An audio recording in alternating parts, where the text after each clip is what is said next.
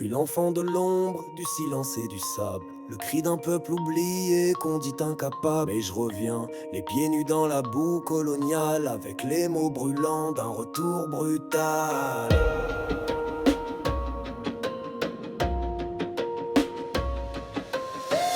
J'ai vu l'île enchaînée, le sang dans les cannes. Des vieux qui murmurent, des gosses en panne.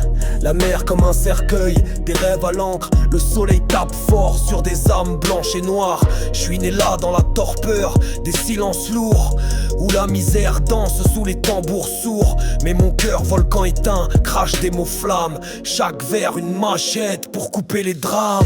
C'est le retour au pays natal, là où l'histoire saigne, où l'homme est animal. J'écris pour ceux qu'on efface dans les annales, pour les voix du sol, pour le cri ancestral.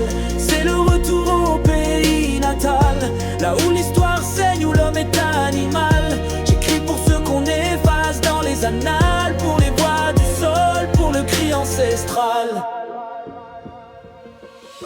Le nègre blanc, le nègre marron, le nègre muet. On m'a dit tais-toi, on m'a dit sois discret. Mais je prends le stylo comme un sabre de lumière, et j'éclaire nos chaînes gravées dans la poussière. La dignité n'a pas d'accent ni de couleur. Elle pousse dans la boue, elle fleurit dans la peur. Je suis l'homme des cendres, le fruit de l'abîme. Mais j'érige des poèmes comme on dresse un totem sublime.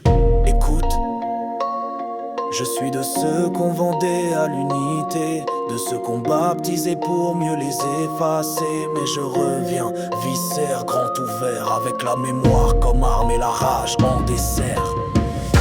C'est le retour au pays natal, là où l'histoire saigne, où l'homme est animal.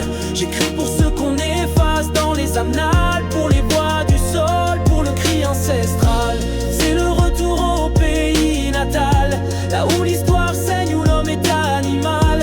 J'écris pour ceux qu'on efface dans les annales, pour les voix du sol, pour le cri ancestral. Aimé, j'ai lu ton cri et je le crie à mon tour, pour que les nôtres s'aiment, pour qu'on s'aime sans détour. L'Afrique est dans mon souffle, l'île dans ma peau, et je rappe pour que le silence devienne des mots.